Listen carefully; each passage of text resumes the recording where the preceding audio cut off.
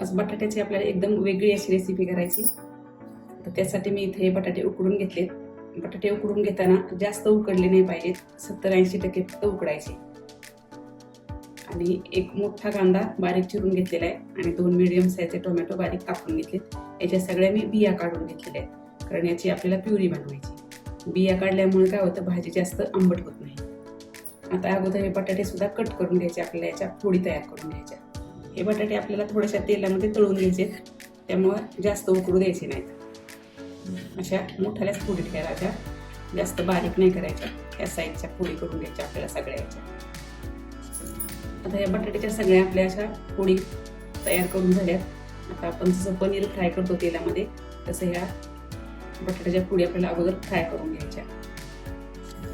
आता तेल तापलेलं आहे, त्यामध्ये आपल्याला कापून घेतलेले बटाटे सगळे फ्राय करून घ्यायचे.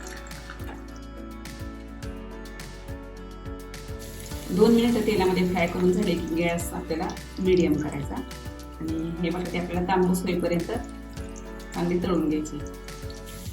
जास्त जर बटाटे उकडले तर असे कढईला जास्त चिकटतात, म्हणून आपल्याला जास्त उकडून नाही द्यायचे. आता हे सगळे बटाट्याच्या फोडी आपल्या अशा तांबूस भाजलेल्या आहेत. आता आपण ह्या काढून घेऊ. आता उरलेल्या एकदा तळून घ्यायच्या. या फोडी पण आपल्याला तांबूस रंगावरती भाजून घ्यायच्या. आता ह्या दुसऱ्या फोडी पण आपल्या चांगल्या तांबूस रंगावरती भाजले. आता ह्या सगळ्या एकत्र करायच्या आणि यामध्ये थोडीशी मिरची पावडर टाकून परतून घ्यायची.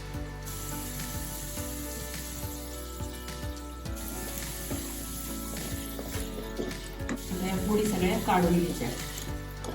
याच तेलामध्ये आपल्याला थोडीशी मोहरी टाकायची आणि थोडी जिरी आणि 2 तमालपत्र टाकायचे. आता हे जिरे तडतडले, आपल्याला कांदा टाकून द्यायचा. कांदा आपल्याला थोडासा तांबूस रंगावरती भाजून घ्यायचा. आता कांदा आपला लालसर परतून झालेला आहे. आता हे ठेचलेलं आलं लसूण टाकायचं, ते चांगलं परतून घ्यायचं. आता ही आलं लसूण पेस्ट ही आपली चांगली परतून झालेली. आता ही कापून ठेवलेल्या टोमॅटोची मी इथं प्युरी बनवून घेतली. आता ही तेल सुटेपर्यंत आपल्याला टोमॅटो प्युरी परतून घ्यायची.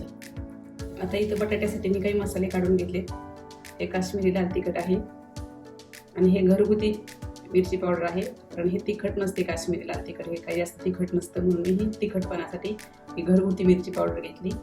हा किचन किंग मसाला आहे घेतलेला आहे. तुमच्याकडे तो नसेल तर तुम्ही पनीर मसाला असता तरी तो सुद्धा टाकू शकता.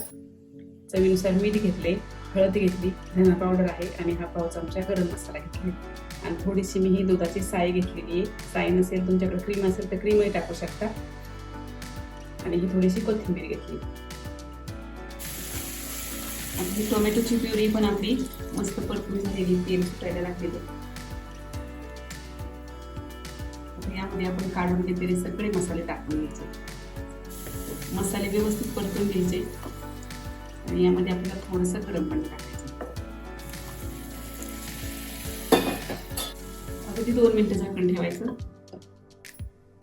2 मिनिटं झाले, मसाले चांगले शिजलेले. आता आपल्याला यामध्ये ही दुधाची साय टाकायची.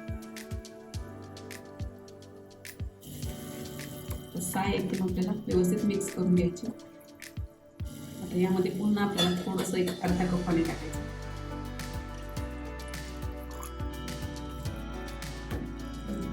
झाकण ठेवायचं 2 मिनिटं. आता याला छान तेल सुटलेले. आता या तळून घेतलेल्या बटाट्याच्या फोडी यामध्ये टाकायच्या आणि हे चांगलं मिक्स करून घ्यायचं. थोडी कोथिंबीर टाकायची. पुन्हा एकदा झाकण ठेवायचं म्हणजे मसाला व्यवस्थित आपल्या बटाट्याच्या फोडीवर टाकायचा. यामध्ये जर तुम्हाला थोडीशी अजून ग्रेव्ही हवी असेल तर थोडंसं पाणी टाकायचं.